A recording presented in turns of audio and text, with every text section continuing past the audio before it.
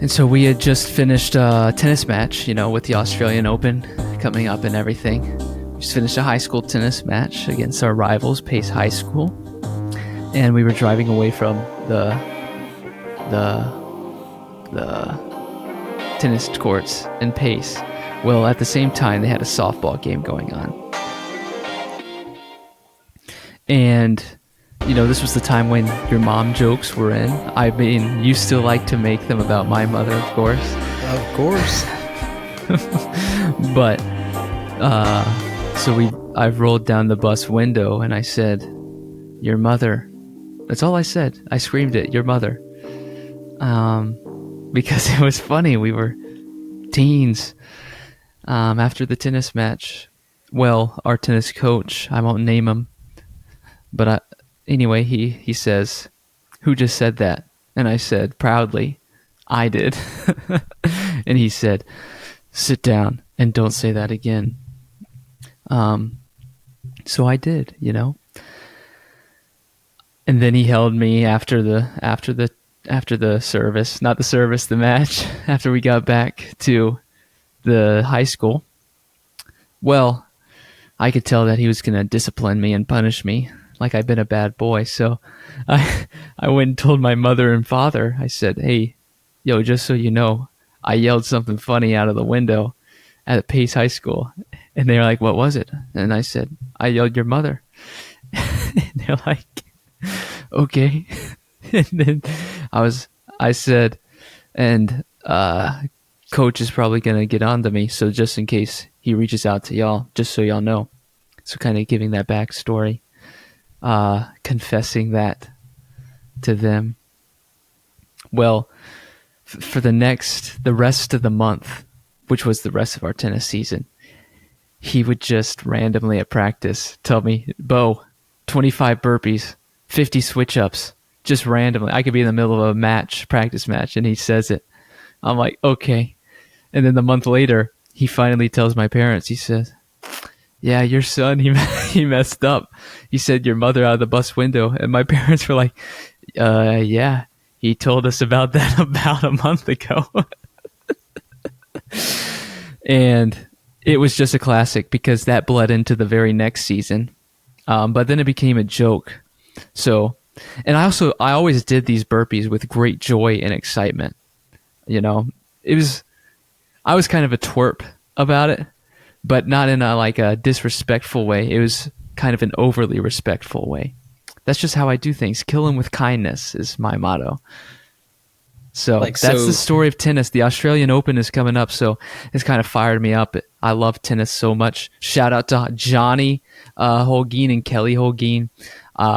Unfortunately, and Kevin Pham. They all are tennis players, and we haven't played in quite some time, but I would like to get out there on the courts and do it once more.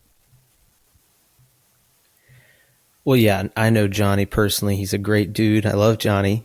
He reps the Panhandle well wherever he goes. But yeah, I feel like anytime you have a coach that is like disciplining you especially for doing something silly.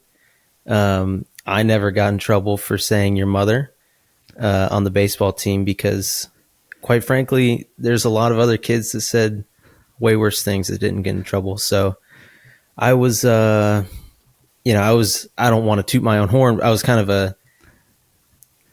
a shining star from that perspective. I wasn't yelling out the window, anything like that. But, if you said your mother out the window on the baseball team, you probably would have been rewarded somehow rather than disciplined. So, absolutely. But yeah, it's silly. And I feel like whenever you're getting punished, like you said, for being like naughty or whatever, if you do it with like ultra respect, like you were saying, it with like ultra, like excitement to do it, can you imagine being a high school tennis coach and you think you're disciplining this kid for saying something that's like not even that big of a deal? And then they're just like happy to do the punishment. That's gotta kill them. It can't feel good. It certainly does not feel good. for the coach, of course. And it probably makes him question his life choices, you know? Like, gosh, what did I do to get to this point in my life where a kid says your mother out the window and I'm disciplining him and they don't even care, you know? They no respect. Well, so much respect that it's disrespectful almost. But that's perceived disrespect, you see. I respected it to the point of which I did it. And I did it to the best of my ability. I believe as the Lord has called us to perform, do everything to the best of your ability, give 100% effort in everything you do and do it excellently. Well, that's all I was doing, you know. Should I have said your mother rolling out of the window in a bus? No, probably not. But I don't know. I thought it was funny at the time, but again, I was less sanctified than I was. But at the same time, I'm just going to stop there before I speak ill on people. I need to stop that. So, well, I'll say it for you. If it was about to be something about Pace High School, I'll continue that for you. No. If it's about just saying your mother, then I feel like, you know, you shouldn't be punished for that. If you said, you know, cursed out the window or said something vulgar, that makes sense. But just yelling your mother out the window with no context, and obviously being in high school, that's hilarious. It's pretty fun. I mean, if you did it today, I would laugh a lot, probably from an ironic standpoint, you know, but man, what a time to be alive in high school to where you think, gosh, this is the height of comedy. Like, you can't get any better than that. It really is. Just that flamboyant, yeah, mother. Maybe in a little Irish, Scottish accent. Oh, but good times. That was good that. Times. Again, I'm excited for that Australian Open. Around this time last year, I made it a goal of mine to go to every single major Open tennis match. Australia, France, Wimbledon, US. Tell me that wouldn't be exciting. Make a trip out of it, you know? Spend a week in Australia. Have you completed any of these goals yet? No. Well, you got a lot of life to live. Yeah, they were shot down to the person I first told them to. They said, don't do that. Tell them to me, and I'll give you a response. Hey, Brett, what do you think about maybe going to all of the tennis opens, major opens, maybe like Australia? That's the one I'm watching right now. Australian Open, France Open, London, Wimbledon Open, US Open. What do you think about that? Do you think that'd be good, fun, sad, bad? I think you should follow your dreams, and you should do it 100%. Walks away. I feel so empowered. Oh my goodness. Breaks down in tears.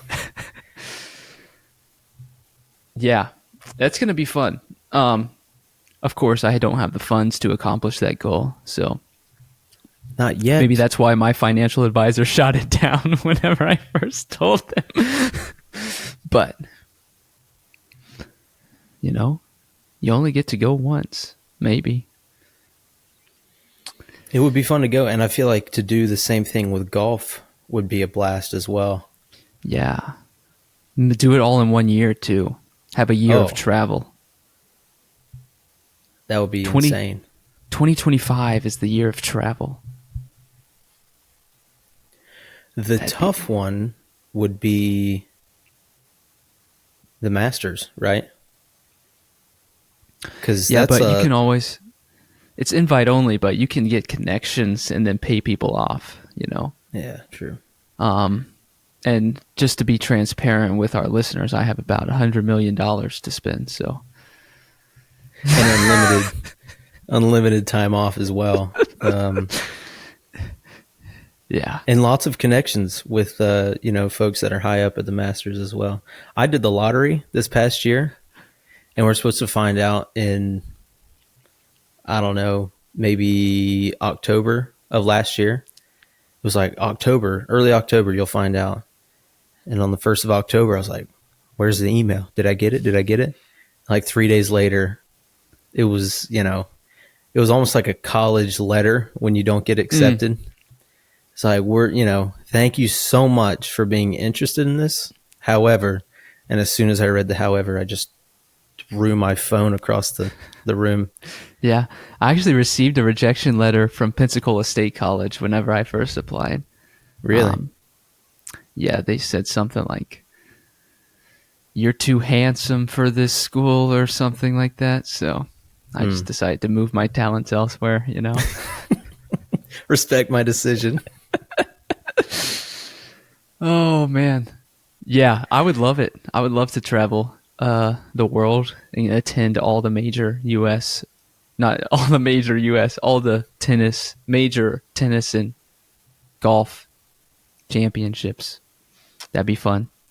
But even more fun would be learning about how the past 7 days were for you. Because, quite frankly, I've missed your face. I've missed from your waist and up, as what I can see most of the time on our podcast.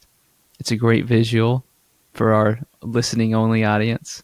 I would recommend it sometime. Well, I appreciate that.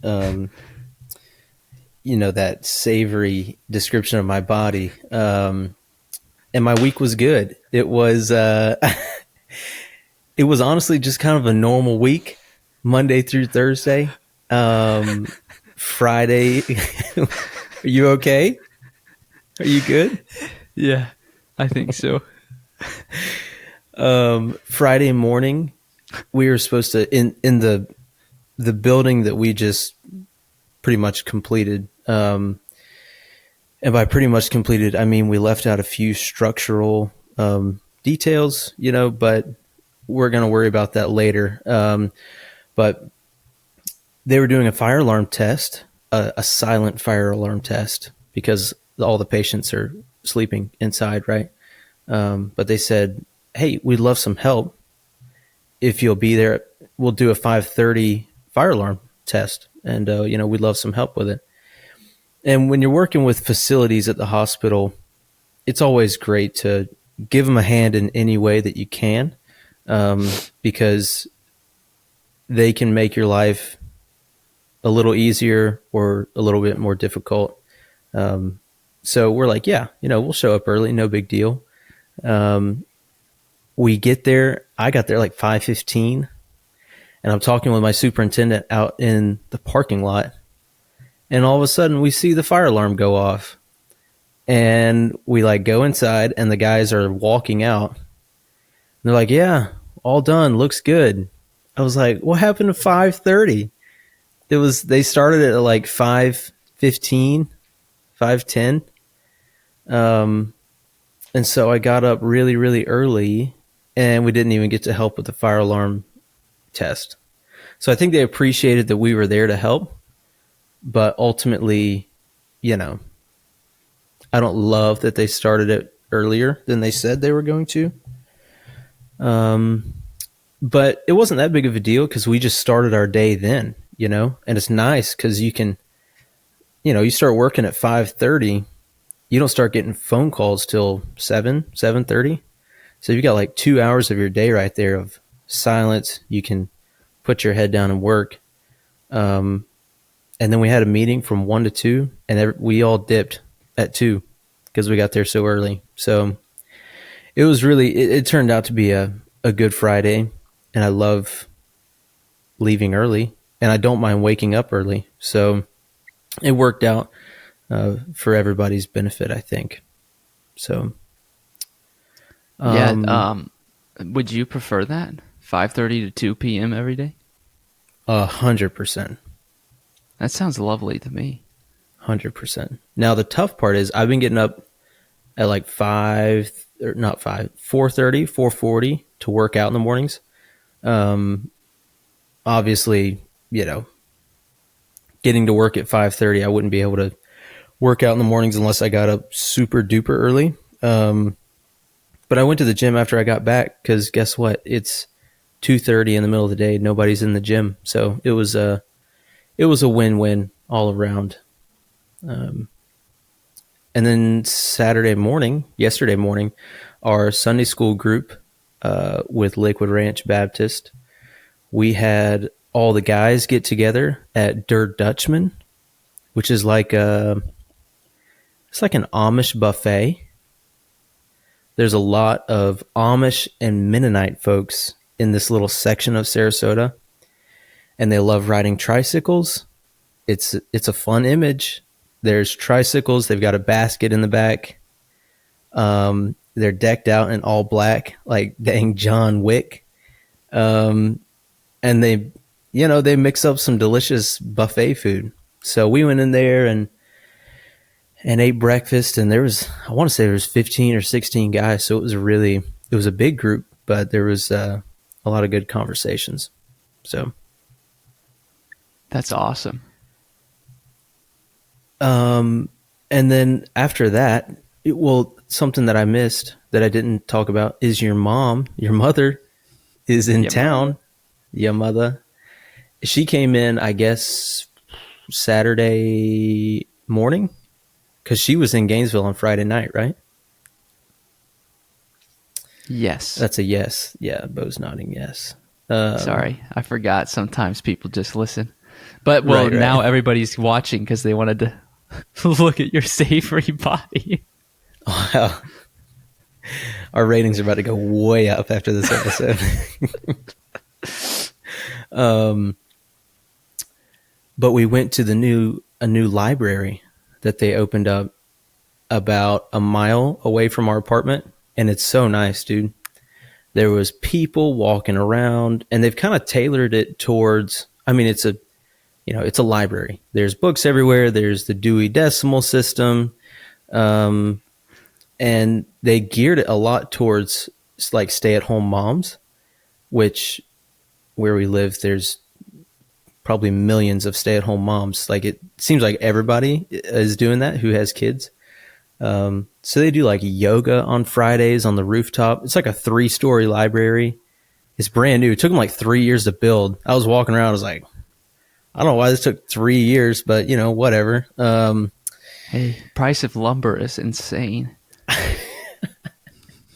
I don't think this one was built out of lumber, but look, lumber, it rises and it falls in its cost, That's right. But yeah, it was a good time. They had Jeremiah's ice cream in the parking lot and some other food trucks because it was like the grand opening. Oh, okay. And there's people weaving in and out, and it was jam packed. So they had some children's authors doing some readings of their books. They're trying to sell their books. I'm not a big children's book guy. I wouldn't write any children's books. But honestly, now that I'm thinking about it, I think me and you could write a children's book. And I've done some readings in my pajamas of children's books. I know that. Made for children, of course. Yeah. You and a bearded man. A man with a red beard. The man with the red beard, as they call him. Yeah. They haven't gone off. They haven't popped off, gone viral yet, but we're not creepy or anything. We're fun, interactive. I've seen them. I mean, knowing you as an adult, it's a little, it's a little odd, but the more important question is, what did your child think of it? I don't care what the parents think. Well, we try to limit his screen time. So this is book time. I know, but it's still a video. So he enjoyed it for a couple minutes, and then he got sidetracked with he loves to smack the side of a Stanley Cup, and just takes anything that's on the coffee table, take it and just swipe it off onto the ground. That's a fun game he likes to play. He reminds me of Jack from The Incredibles. he can be kind of crazy from time to time. So, if you have someone you love, if you have their ashes in an urn, don't set them on our coffee table because Stetson is going to swipe that bad boy. He does not discriminate. He doesn't care what's on there. So yeah, that was kind of my week was, pretty average, but my weekend was a lot of fun. And we're going to get dinner with our good friends Amber and Jacob after this. So it's going to be a great time. Yeah, that's awesome, man. Through your story, I wanted to ask you a question, if that's okay. Yeah, sure. What do you think the essentials are for a public library? What does a public library need in it? I think this one had a lot of the markers that come to mind when I think of like a good quality public library. Like it had computers where you could look up books that they have and don't have. Obviously, it had books. It had, children's section, adult section. It had like a high school and young adult room. I didn't go in there. I don't know what they're doing lights in there. What is it? I said, do they have lights in that room? Is it supervised? It's a dungeon, bro. No light whatsoever. So, but I think the big thing they were missing, man, is like a coffee shop.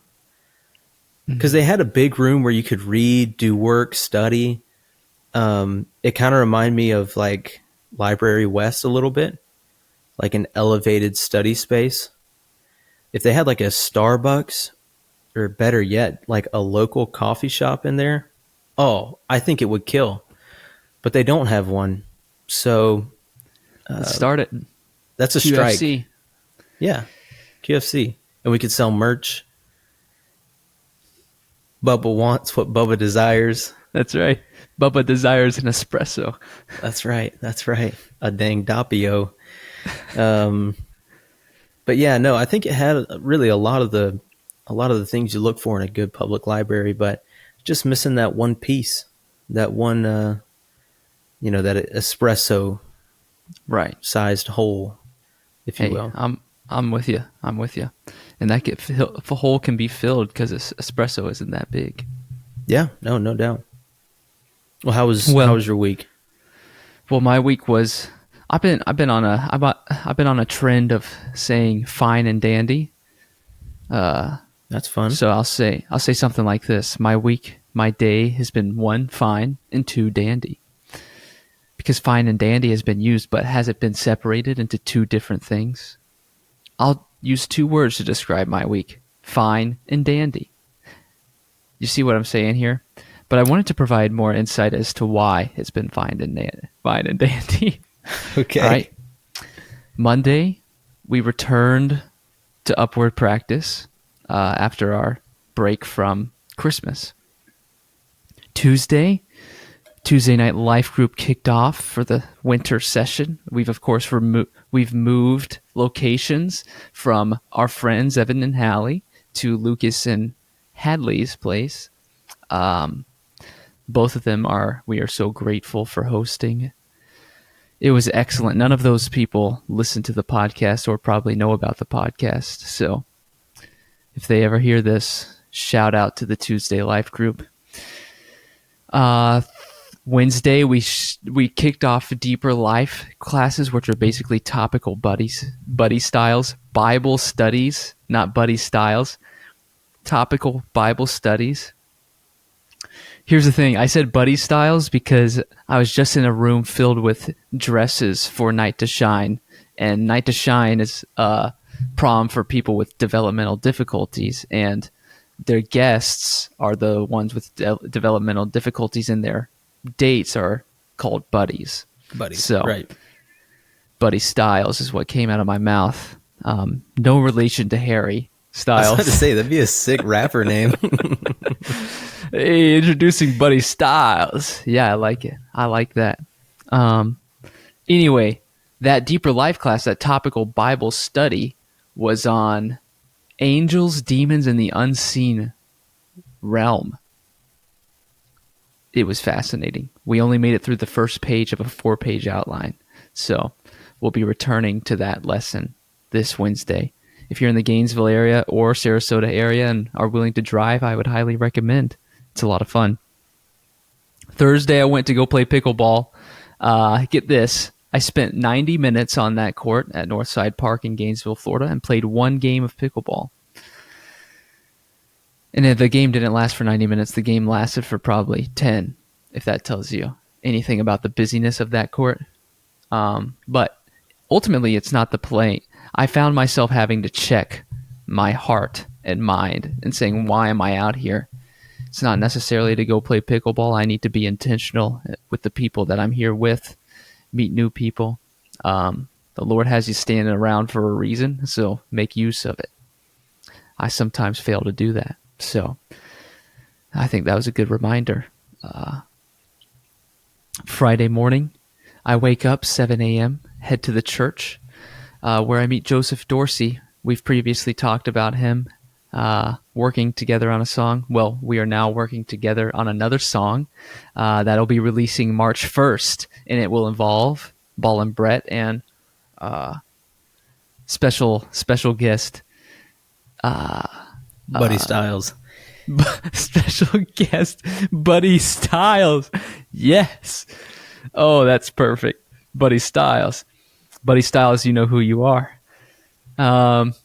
Friday afternoon, I go with Connor Coleman, the Big Red Machine, and we go get some chewy the chewy chips, chips from Chewy's, creamy jalapenos.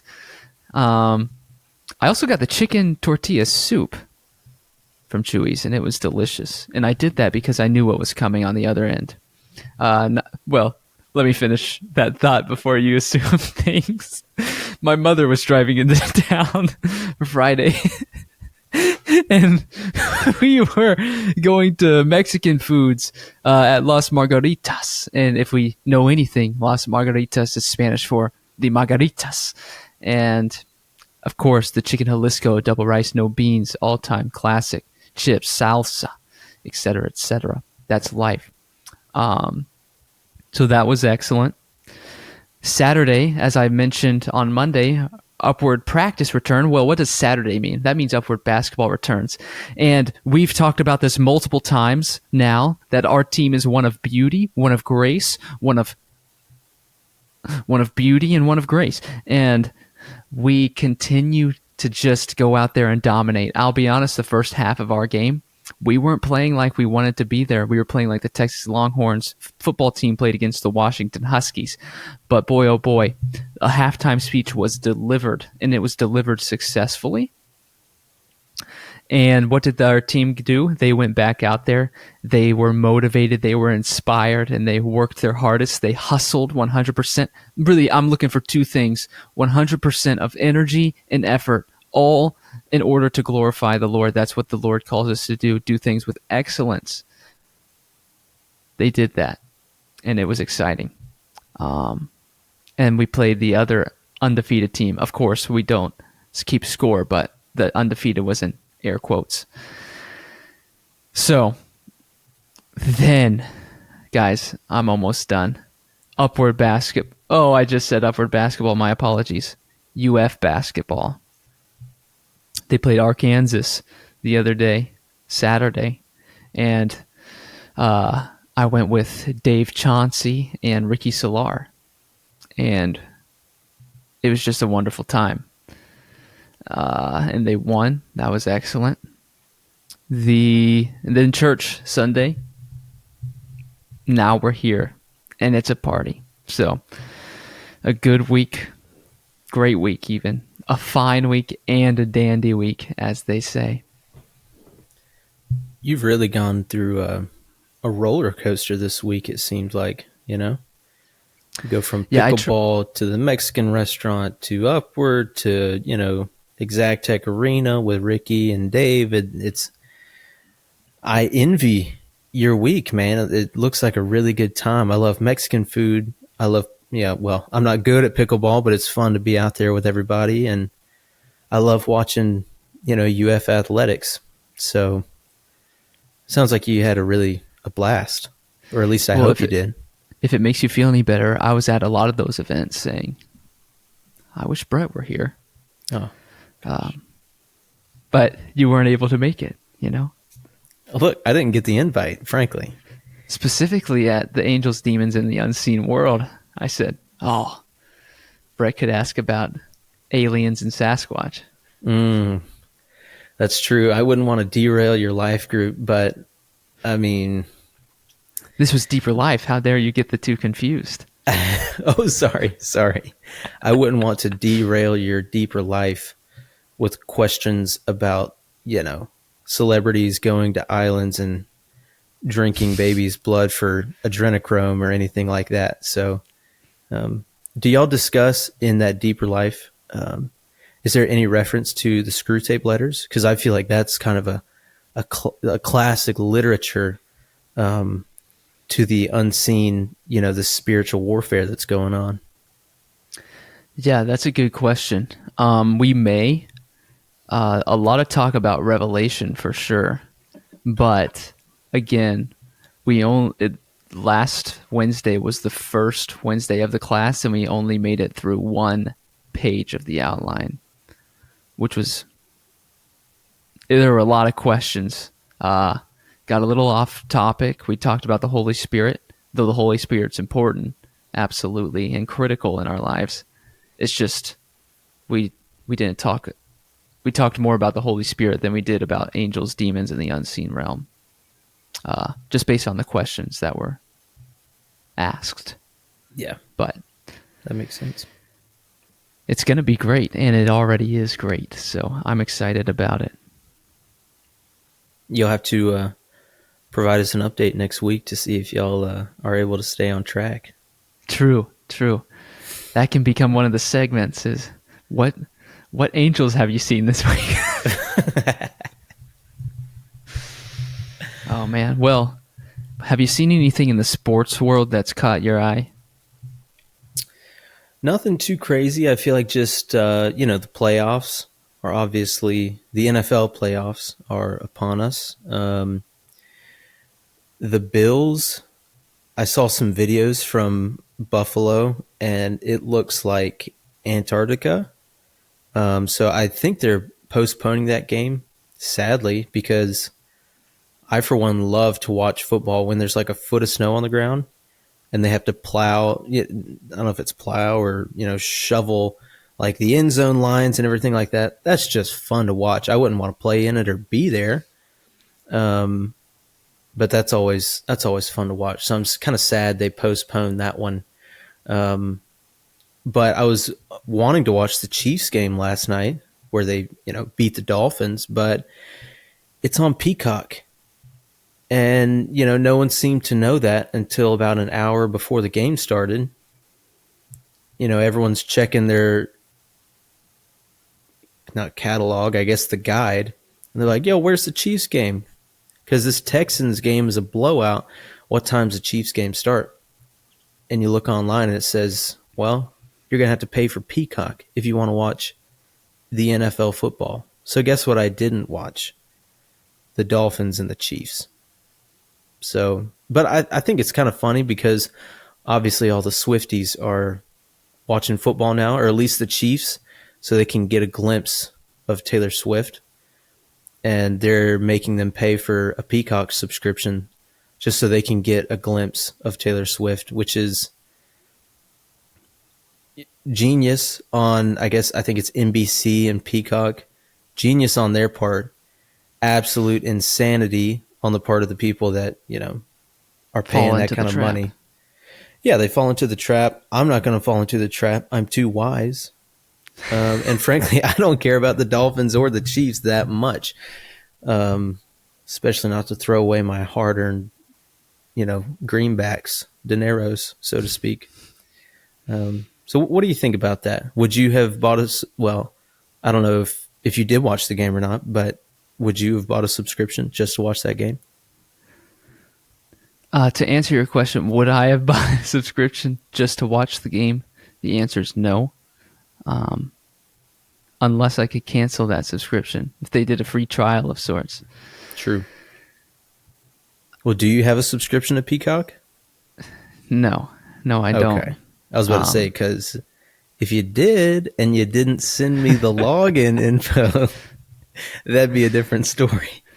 What makes me sick is that people pay for television services that are normally aired, like the NFL, and they won't show them. And they want you to buy more. It's the problem. It's greed at the end of the day. It's not how can I build a more successful business. The problem is greed. You're telling me that they made enough money to justify exclusive Peacock to make a successful business? I don't think so. I think they made enough money to make a profit in which they could celebrate. That's just what my thoughts. You asked my thoughts. Those are my thoughts. I appreciate you sharing those thoughts. They can do whatever they want. They own the rights to the content. So I'm not here to say don't do X. I'm just saying it might not be ethical practice to do X. Yeah, I think you're getting into murky waters there when you start going into ethical. I think it's a really savvy business move, personally. And we talked about it either last week or the week before. Limits and demands that's 101. I have the rights to this content. You typically watch it and you pay, a service for it. But guess what? I'm going to take that away. I'm going to limit your ability to watch that. And I'm going to say, actually, you need to pay a little bit more if you want to watch this game, which I vote with my dollars. That's what Mr. Youngblood taught us, right? You vote with your dollars. And I didn't vote for Peacock last night, So I'm sure they made a lot of money on the deal. They wouldn't have done it if they didn't know they were going to. I don't want to spend too much time here in case we go over. But what I'm saying is I agree that it's great business. They own the rights. They can do whatever they want. But I would venture to say they actually aren't making more money in the long run. It's a temporary success, but in the long run, it's not that successful. That's my thought. Because what's going to happen? Well, you're going to have the people who sign up for a free trial forget about the free trial. So they make what? Let's say that 10,000 people purchased free trial of Peacock, and that's $9 a month or whatever. Well, that's 1 month that they're going to forget about it, but then they're going to cancel. And then they're going to have to go through the hassle of the man hours of dealing with all the customer support calls, etc., just for them to cancel it after a month of gains, in which you've already made, because you're not just gaining money, you're spending the money you're making on programs.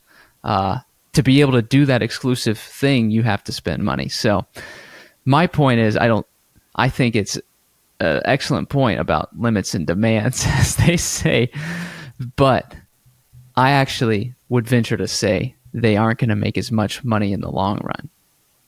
But those are just my thoughts. They're certainly good thoughts, and I haven't seen any of their financial projections or anything like that. We haven't seen Q1 right. reportings. But yeah, obviously, I think the hope is we do the free trial or we get the first month, watch football. You go on there and it's like, hey, we've got Yellowstone over here. And hey, we've got also other, live sports here and shows and things of the sort. And people are like, oh, this is pretty cool. Let's keep watching it. So I think they will have some people cancel after this month. But I think their hope is we get them in the door. We show them what we got, give them what we owe them, so to speak. And we hope they like it and keep paying for the service, or just completely forget, because there's tons of people that have Netflix, they've got Netflix, Hulu, they're paying for all of it. They don't even know what they've got subscriptions for. It's just, it automatically goes from their bank account. No, definitely not. That's the thing. Anyways. Do Go ahead. you think if they made Yellowstone available on NBC, obviously you're still paying the subscriptions. The reason they do that, to my knowledge, is because they're not getting a payout from YouTube TV or Direct TV. Because NBC owns Peacock, and NBC is the one who not programs, but produces these shows. So all that is going to them. But do you think for that football game that they are seeing more money brought in by people subscribing to Peacock to watch the football game, or do you think they make more money putting it on NBC? Or is it about the money, which goes back to the greed? I have a tendency to believe that they did enough research. A company that big isn't going to, make a drastic move like taking a football playoff game and making it exclusive over here on Peacock without doing an insane amount of research into it to know, like, hey, this is going to be a slam dunk. We're going to make money on it.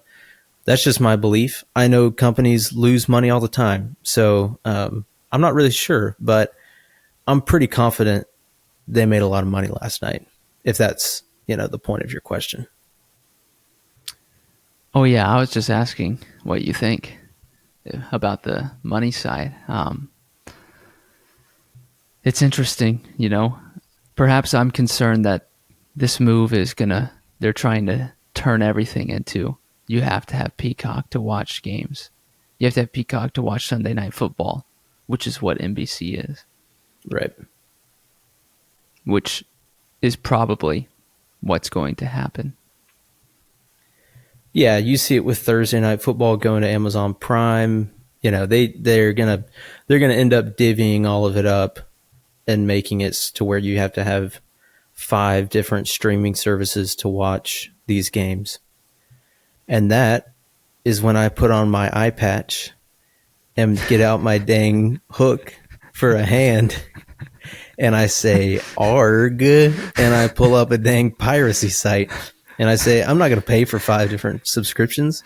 I'm a pirate, boy. What are you going to do to me? I've got a VPN and a couple different sites where I can get this thing. So come and get me." Let's hope the government doesn't listen to this podcast. Because you, my friend, have indicted yourself on knocking on public my door. media. No, I wouldn't. I Oh, wouldn't boy. pirate. I wouldn't pirate games, man. That's not cool. That's not cool. But let's talk about the game tonight. No, that's actually an interesting statistic that I'd be curious to see is what is the ratio of people who watch the game on Peacock to people who pirated the game. Oh, man. I would love, I'd love to see those numbers, and I couldn't even begin to guess what they are. But I'm going 1-2 in favor of piracy. No way. That would be incredible. I think the piracy market is high, especially once you do exclusive things like that are as big as the Chiefs NFL wildcard game. But sorry, I interrupted you. No, you're good. And we could talk about pirates for 2 hours, on this podcast. Yes. I call Tinkerbell.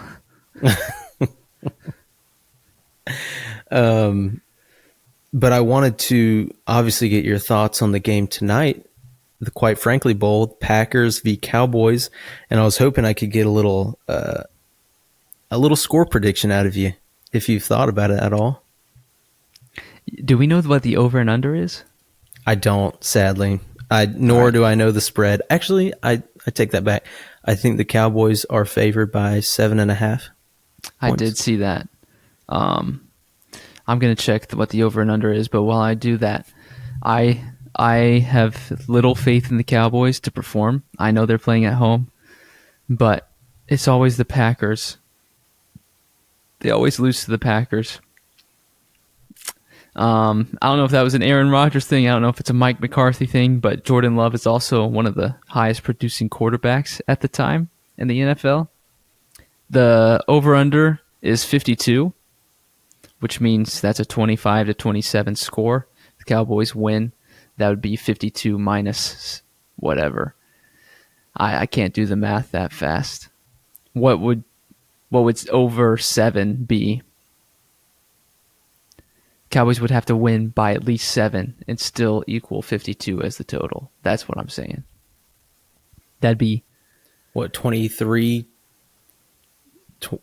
Just about 23 to 29, something like that. Yeah, but that'd be 6, so it'd take the under. Well, sometimes these numbers don't work out, you know. So 30-23 would mean that the Cowboys covered their +7, I think, because it's at +7. And then they also, the spread was covered at 53 because the spread's 52. Or the over-under's 52, sorry. I don't know that much about sports betting, as you can tell, because I think I just said everything backwards. But I'm just going to go off the 52 number. I think they'll cross that threshold. I think it'll be a pretty high-scoring game. I might go 38-31. I feel comfortable with that. 38-31 Cowboys. And I realize I said the Packers are going to win. But I want the Cowboys to win, so I don't want to say they're going to lose. But at the end of the day, that's fair. Whatever happens, happens. That's right. And it'll be written in history forever. So it's pretty exciting stuff. Right. What are your thoughts? I honestly, I think the Cowboys are going to win just because they're just a better team all around. I think we're incredibly inconsistent, we being the Packers. And, you know, if we had Rodgers at the helm, I think we would probably be, I don't know if we'd be favored, but he's a pretty big factor, especially when playing the Cowboys. It's kind of a cursed matchup. But because I want the Packers to win, I'm going to speak this out into the universe. I'm going to say Packers win, and I'm going to say 31-27. Close game.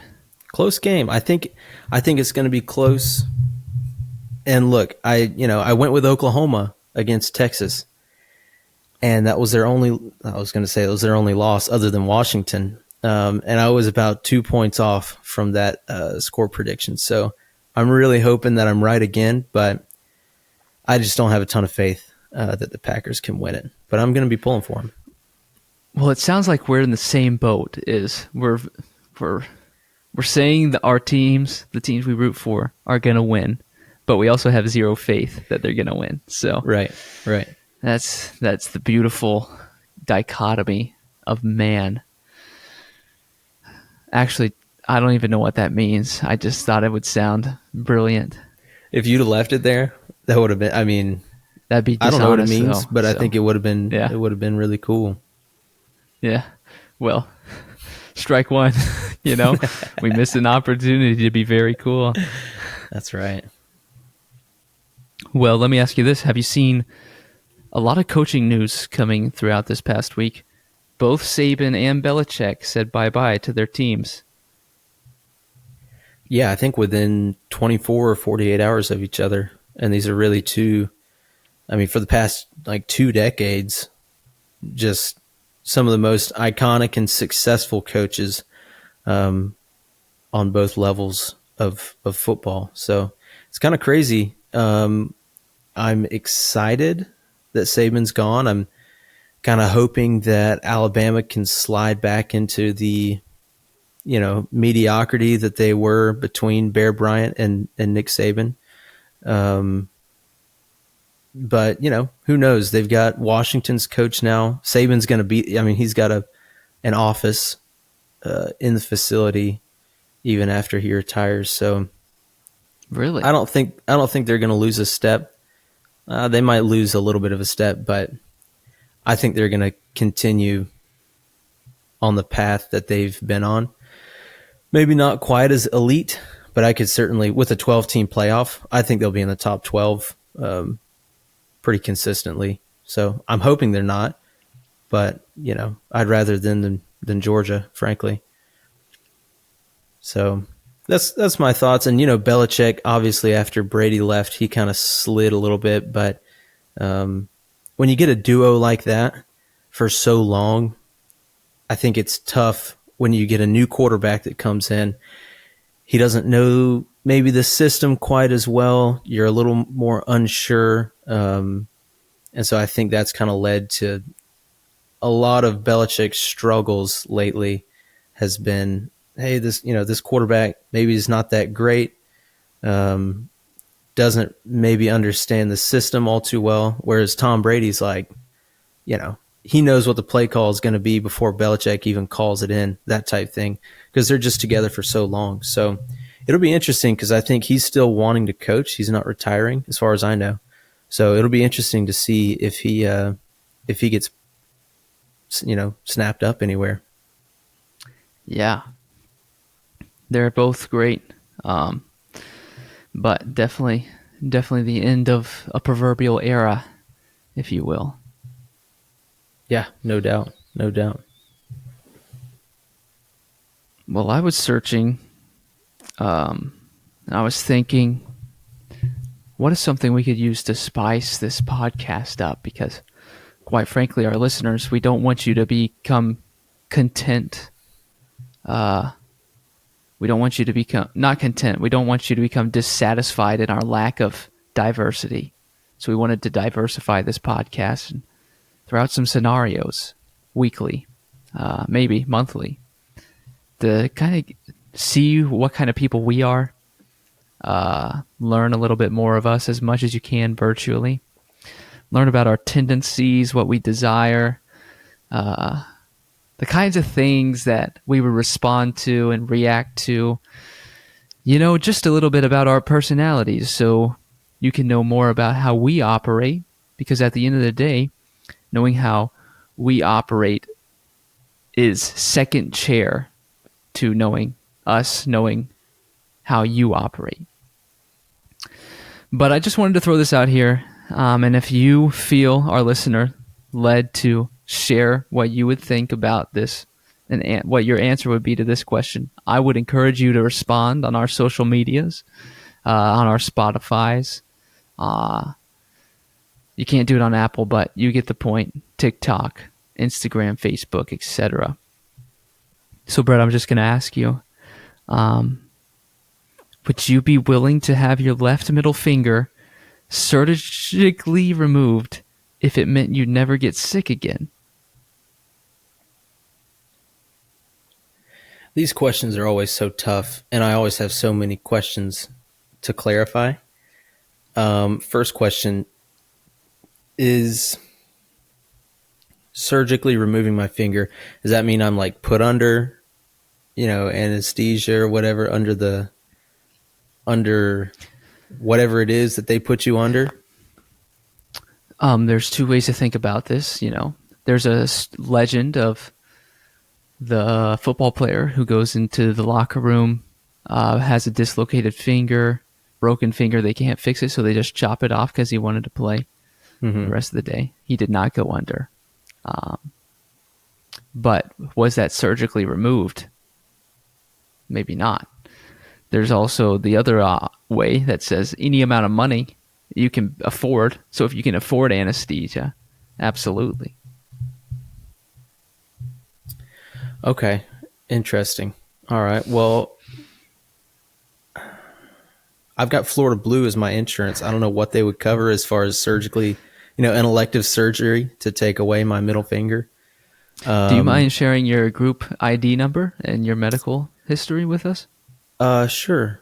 I just got the card in because we changed from United to Blue Cross. So I just got my card in and I don't have it on me, unfortunately. But I'll put that on a picture of all your information on social media. Yeah, I'll do that. But I think here's my second question. I'm sorry to get us bogged down. what does it mean by never getting sick again? Is that like live forever? Or is it, you live the average lifespan, but throughout that you never have any sickness? You see, this is why we ask this question, because it reveals a lot about how the brain operates, because what does sick actually mean? What is the disease? What is a sick disease? Is it sin? Is that the sickness? Cut off my middle finger and I'll never sin again? Is it health-wise sickness? Physical sick? Mentally sick? Spiritually sick? Which would be that sin category. These are the questions we have to... This is the revealing part of it, how we answer and operate. Right. That's up to you. I mean, I think from a physical sickness, I think I would chop it off. Maybe go John Wick style. Take that bad boy right off. Because if you think about it, that takes out, the common cold, takes out, cancer, things of that sort. Unfortunately, cutting off your middle finger isn't going to heal you of the spiritual sickness that each of us have. That's only through the blood of Jesus Christ, obviously. But I think I would do it, man. And also, I think I don't really give people the bird all too often, but it would You're not cut an in half. Episcopalian yet. I'm not Episcopalian. That's right. I haven't transferred my membership, but it would cut in half the probability of me giving the bird in traffic. Right hand's on the wheel. I can't do that. Or I could. It would be really funny if you gave someone the bird and you just didn't have a middle finger. So that'd be kind of a fun little joke that you could do too. I'm only seeing positives on this middle finger cutting off thing, man, honestly. So that's how I would approach it. How about you? I've thought about it for the past few minutes. I think I'd say no. Not because I love my left middle finger. I can survive without a left middle finger easily. But I think the pain and the sickness teaches me something that's more valuable than if it were removed. Now, of course, cancer, common cold, flu, COVID, absolutely horrendous diseases.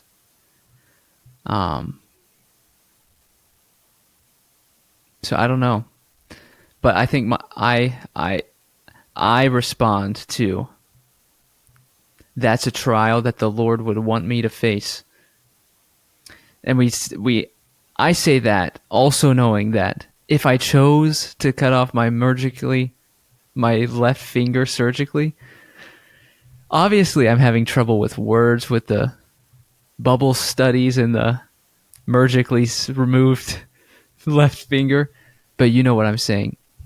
It's not like the Lord wouldn't know that I would do that in my lifetime. Yeah, and also in real life, if you cut your middle finger off, it would be my luck. I would cut my finger off and, while I was healing, I would get an infection or something like that. Like that would be, it's an unrealistic hypothesis, but it's a fun question to ask. And I think you're right. It does reveal a lot about people, and how they feel about sickness and maybe their security. And I would have to take some time to kind of pontificate what all these meanings are and the implications behind these. But that's certainly a good question. Yeah, it just makes you think a little bit, is that temporary, what we would see as temporary gain. Well, obviously in the short term, you're missing your left finger, but I'm talking temporary in this lifetime. Your temporary gain would be you don't experience sickness, but often through the trials that you face and the pain that you endure, that's when your faith is tested. That's when you are encouraged, encouraged through that pain. You see the beauty of God's sovereign plan for your life through that pain. So I don't think I would want to remove that pain. But again, it's a hypothetical question, right? I don't think anybody's walking up to us to say, hey, I will cut off your left finger and you will never experience pain again. I don't know. I mean, while the Lord could produce a miracle and that would happen, but that'd be the Lord, not us. That's right. Anyway, we are, again, this is atrocious right now because we are right at an hour, I think. I know. I just looked at my stopwatch and it's not good. We're doing a huge disservice to our audience. Yeah, it's not pretty. But if we can finish in 6 minutes, we'll be good. That'll be lower than what we did last time. Easy. Do you want to do reality television? Yeah, we can do a little bit of that. We had the Southern Charm reunion this past week. Were you able to watch that one? I did. I didn't order pizza like I said I would to generate that excitement, but I was kind of excited from our conversation. It was pretty good. I would be curious to hear your thoughts about Shep Rose's little comment, a little revelation he had. Do you remember what I'm talking about?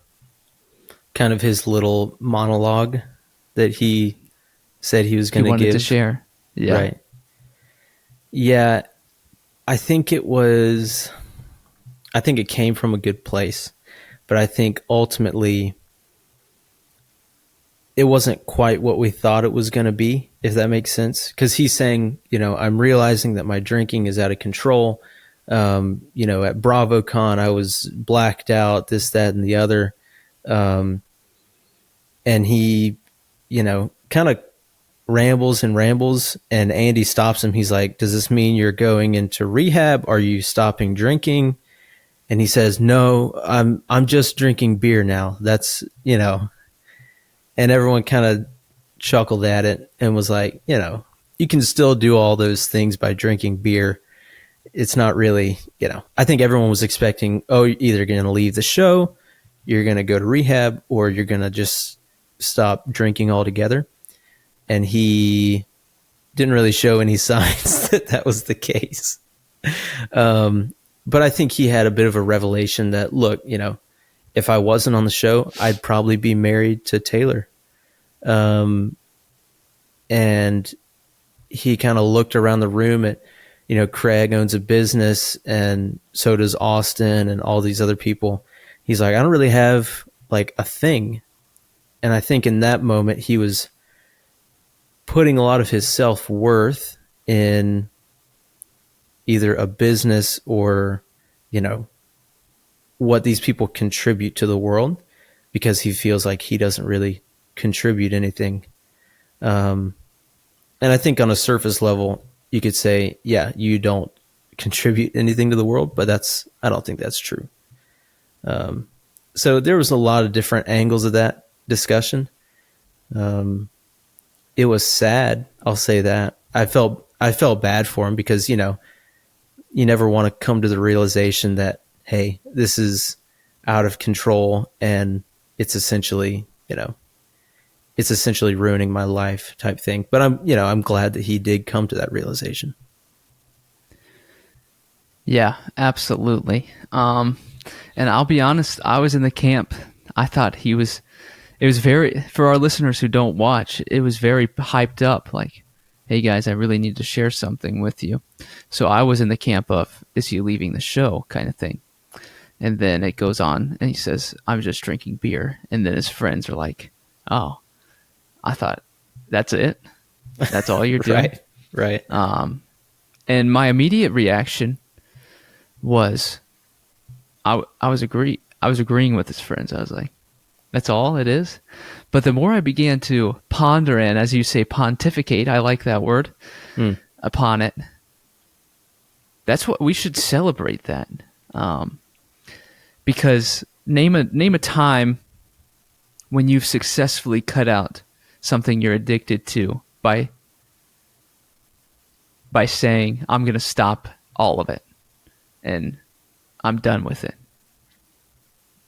Usually trying to win over something that large isn't going to be success. But when you break it down into little barriers of triumph, that's an oxymoron. But you see what I'm saying is these little scalable objectives. Like, Right. I'm going to cut out liquor for month 1 through 3. I'm going to cut out blank for month 4 through 6, etc. And you build upon the foundations in which you've set. That's something beautiful to be celebrated. So the more I thought about it, I was filled with grace, I reckon, which is telling of my initial reaction. Wasn't full of grace. It was, come on, dude, you got to be better than that. But Right. when you look at the past he's had and the decisions he's made, it's going to be difficult. So I'm speechless right now. I was going to say I'm with you, Shep, but I am not addicted to alcohol, so I'm not with you in that way. But I support your decisions and your goals, is what I'm trying to say. And I want to come alongside of you to walk with you and helping you do that, if you'll allow us, of course. That's beautiful. That's beautiful. And I'm sure, they've got another part 2 of the reunion is coming up this week. So I'm sure we'll have some more news on that. And that'll be, it'll be kind of a sad ending. You hate to see a great show like this go away for like a year. And then you've got just all this waiting until it comes back. So we try to live it up while we've got it. And that's all we can do, But what I do is I go to other Bravo shows. Like I'm watching Real Housewives of Salt Lake City right now. Season 1, they're currently in season 4, I believe. And I just watch, it's only 3 seasons to catch up on. So that's not too crazy. But when there's a little bit of a lull, that's what I do. So it's that's an interesting one because a lot of them have Mormon background. Some of them are still in the Mormon church, and some are, I guess, have left the Mormon church. And so it's a really, really interesting one to see kind of how they approach the world. So let's see here. But yeah, we're obviously way over. So you want to get into the song of the week? If I'm being honest, no. I want to continue talking with one another, but this is we live and die by the strategy of everyone has an hour. So we recognize and actually commend you if you're not listening to this part, because we are at an hour and 8-ish minutes. But because we care about you, we will go to the song of the week. For my song of the week, I've discovered this artist called Shea Zamora, Shya space Zamora. Shea Zamora. His music is the vibe I desire. I long for this vibe. When I think about when people ask me what kind of music do you desire, I say I desire for this vibe of music. It's kind of a little sad. It's sad sounding, but I think has a exciting, joyful message, which is really, I just like it. I don't know why I do. It's just beautiful. And it doesn't really matter why I do. But anyway, The song is called Please Don't Leave. And it's not talking about a woman. It's not talking about a man. It's talking about the Lord. In those moments when you need him and want him and desire him, but it feels like he's far away, call out, please don't leave, while also knowing that he's never left you. And he's always by you, always working things for you to ultimately glorify him better. So that's another topic for another day, is what does working things for your good actually mean? That's certainly a deep dive you could go into, and it would take some time. Yeah, for sure. We get on all these little trails that are excellent. They're great trails. Oh, no doubt. No doubt. My song of the week is by Fall Out Boy. I've been listening to a lot of Fall Out Boy when I work out in the mornings, and this one is called Thriller. It's basically a song. It's a shout out to the fans, that they had early in their career before they hit it big, so to speak. And it's just one of those songs you listen to it, it'll make you want to run through a brick wall. So, and you wouldn't be fazed by it because it's just so That's good. right. So that's one that really it gets you amped up, and it's so good. And yeah, I mean, I love a sad song. Honestly, Molly doesn't like when I listen to sad songs. She doesn't understand why you would do it. So I'm excited to hear your song, but also Thriller by Fall Out Boy just makes me want to drive 200 miles an hour. So they're different song types. Safely. Yeah, safely, of course. But yeah, I'm excited for everybody to get to experience these on our playlist. Absolutely. Me too. And you can find that on our Spotify, connected to our profile, of course. And even more, our website, flobo.com/quite-frankly-podcast, which you need to go to. You need Amen. to. Amen. It's the hub. It's the central hub for all things, quite frankly. It's good stuff. Well, any closing thoughts for our listeners? I don't believe so, man. I've rambled enough today, and I'm sure our listeners are, ready to take a break from listening to me for 6 days or so. Yes. Same for me, But let me leave you with this one thought. Monday, the day this releases, is Martin Luther King Jr. Day. And what's been on my mind since we've started this podcast is a challenge for us a practical something for us to stand in the gap for the marginalized, to stand up, give them a voice through our actions. That's going to look different for all of you that are listening and watching, but I would encourage you to pray for the ableness to identify something. Let me say that again. Pray for the ability to identify something. Also, you can look to scripture as well. So that's always good practice.